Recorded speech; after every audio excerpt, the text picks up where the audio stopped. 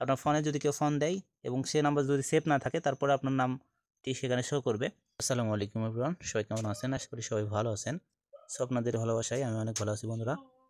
আজকে আমি আপনাদের সামনে নতুন আরেকটি ভিডিও নিয়ে আসলাম। সেই ভিডিওটিতে শেয়ার করব যেগুলো বিষয়, সেগুলো বিষয় হচ্ছে আইকন অ্যাপ।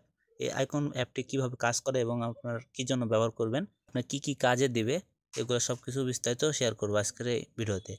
তো আপনি যদি কোনো ধরনের কল হিস্টোরি চেক করতে চান এবং আপনার অন্য কোনো কেউ যদি নাম্বারে ফোন দেয় তাহলে তার নামটাও কীভাবে দেখাবে সব কিছু বিস্তারিত দেখাবো।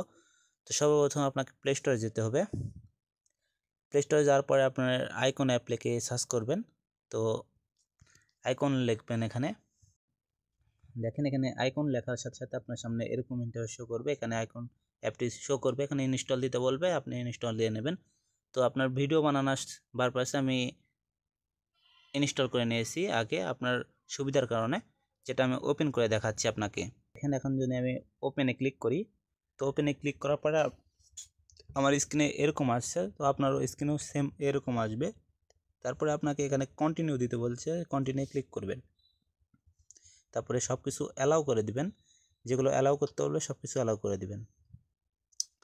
তারপরে দেখেন এখানে আপনাকে কিছু একটা বলতেছে অ্যালাউ নোটিফিকেশন অ্যাক্সেস, এটা হচ্ছে আপনাকে অ্যালাউ করে দিতে হবে। এই অ্যালাউ যদি দেন তাহলে আপনার নোটিফিকেশন আসবে। তো রিপ্লাই টু মেসেজ এবং রেড ইওর নোটিফিকেশন, যেটা আপনার ইচ্ছা দিতে পারেন। অবশ্যই এখানে নিচে সিলেক্ট সে অ্যালাউ, এখানে একটা ক্লিক করে অ্যালাউ করে দিবেন।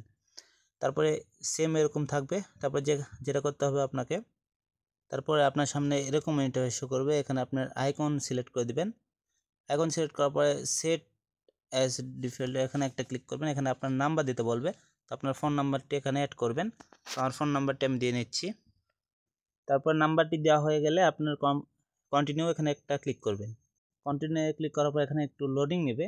তো লোডিং নেওয়ার পরে দেখেন এখানে 100% হওয়ার পরে এখানে টিক চিহ্ন দেখাবে এবং আমার নাম দেখাচ্ছে, আপনার নামটাও এখানে দেখাবে। তারপর যেটা করবেন আপনি এখানে একটা ক্লিক করবেন। এখানে ক্লিক করার পরে একটু লোডিং নেবে, একটু অপেক্ষা করবেন। এখানে অপেক্ষা করার পরে দেখেন আপনার সামনে সব কিছু নাম্বার এবং আপনার ফোনে যার নাম্বার আছে সব কিছু চলে আসে। এখন যেটা করবেন আপনার ফোনে যদি কেউ ফোন দেয় এবং সে নাম্বার যদি সেভ না থাকে তারপরে আপনার নামটি সেখানে শো করবে এবং তার Facebook ID, WhatsApp number, imo সব কিছু ওখানে শো করবে। তো আপনি কিভাবে করবেন এবং কিভাবে অ্যাকাউন্ট করবেন সব কিছু বিস্তারিত দেখালাম। তো আজকের ভিডিওটি এ পর্যন্তই। যদি ভিডিওটি ভালো লাগে তাহলে একটি লাইক করে দিবেন। দেখা হচ্ছে পরবর্তী কোনো ভিডিওতে। সে অবধি ভালো থাকুন, সুস্থ থাকুন, আল্লাহ হাফেজ।